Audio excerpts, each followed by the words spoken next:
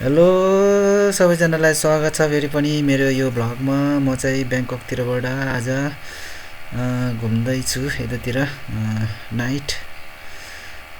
यतातिर धेरै रेस्टुरेन्टहरू रहेछ। म चाहिँ यो समुद्रको छेउतिर घुम्न गइरहेको छु अहिले, किनभने यो ब्याङ्ककको समुद्रको छेउतिर चाहिँ मार्केटहरू पनि बेलुकासम्म चल्छ अरे, अनि यहाँ रेस्टुरेन्टहरू पनि राम्रो राम्रो छ भन्दै हुन्थ्यो। त्यसै कारण म आज यो ब्याङ्ककको यतातिर घुम्न आइरहेको छु समुद्रको छेउतिर।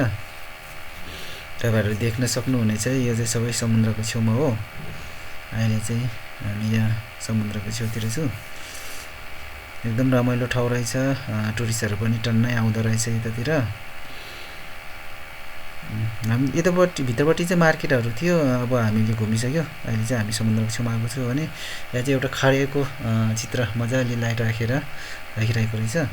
यतातिर सबै सिप पनि, ठुलो सिप पनि रहेछ है। यो चाहिँ सिप, यो भित्र चाहिँ रेस्टुरेन्ट सिस्टमको होला। म चाहिँ पसेको छैन, मानिसहरू टिकटहरू काटिरहेको देखियो। यतापट्टि चाहिँ रेस्टुरेन्टहरू रहेछ ठुलो टन्नै, मानिसहरू खाइरहेको देखेँ। म चाहिँ पसेको छैन। एकदम रमाइलो ठाउँ रहेछ। मार्केटहरू चाहिँ मैले सबै घुमिसक्यो। घुमेर पनि म यता बाहिरतिर आएको।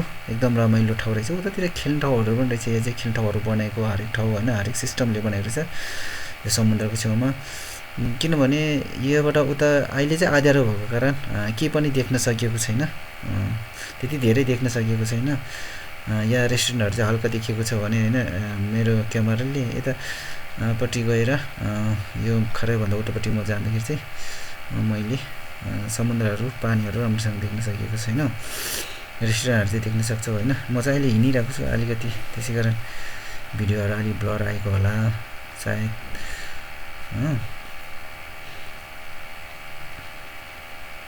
ल हेर्नु होला तपाईँहरू सबैजनाले पनि के कस्तो छ भने यो भिडियोबाट तपाईँहरूले थाहा पाउन सक्नुहुन्छ। यहाँ हेर्नु न, अब म यता तल जान्छु। अब यहाँ समुद्र पानी त देख्नै सकेको छैन कि, अब यस्तो अँध्यारो छ, त्यसै कारण राति भएर अँध्यारो छ र केही पनि देख्न सकेको छैन। हेर्नु होला, यो मार्केटहरू त घुमिसकेको हो।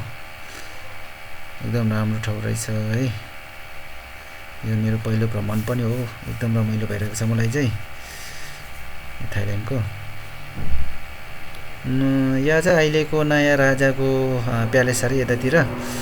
अनि यता बाटैभरि एकदम लाइट राखेको रहेछ, झिलिमिली। तपाईँहरूले पनि देख्न सक्नुहुनेछ। राजाको दरबार छ भन्नुहुन्छ। अब हामी चाहिँ अहिले रात भएको कारण सबै कुरा देख्न सकेको छैन। बाटोबाट हिँडिरहेको छौँ भने बाटोतिर बत्तीहरूको उज्यालो झिलिमिली चाहिँ हामी देख्न सक्छौँ। अनि यतातिर गाडीहरू पनि कुदिरहेको छ। हामी पनि यो बाटोको हुँदै ट्रिप हुँदै निस्किरहेको छु।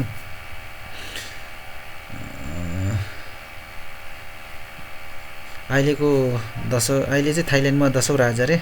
नयाँ राजा चाहिँ यही प्यालेसमा, यतैको प्यालेसमा बस्नुहुन्छ भन्दै हुन्थ्यो। त्यसै कारण यतातिर बत्ती रहेछ, एकदम झिलिमिली राम्रो ठाउँ रहेछ। हाम्रो पनि नेपालमा पहिले राजा सिस्टम थियो, अहिले चाहिँ थाइल्यान्डमा चाहिँ अहिलेसम्म पनि राजा रहेछन्। राजाले एकदम राम्रो विकास गरिरहेको रहेछ यस ठाउँतिर। यस्तो छ कि हेर्नु न, एकदम राम्रो ठाउँ छ कि यतातिर हामी देख्न सक्छौँ। Inside the city, this is an inner city, and not far from here, over there, that is a grand palace, the Buddha temple. And one more attractions, tourist place names, Lumpini Buddha temple or city.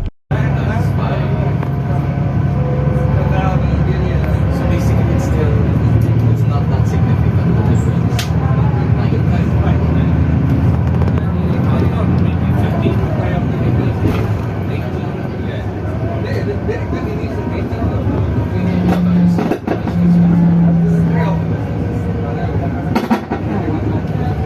Roti is here, road.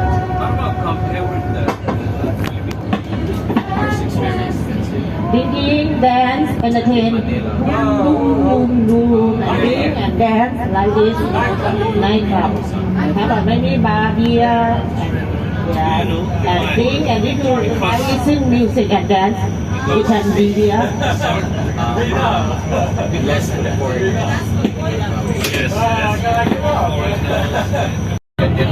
ल अब Thailand लाइनमा त्यो घुम्दैछु है कहाँ पुगे थाहा हुँदैन खास लाइट छ एकदम राम्रो ठाउँ रहेछ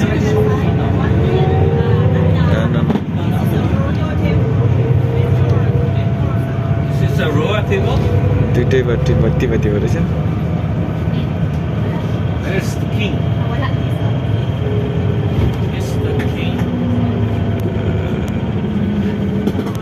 किङ प्यालेस हो यो राजाको दरबार छ यहाँ ए हो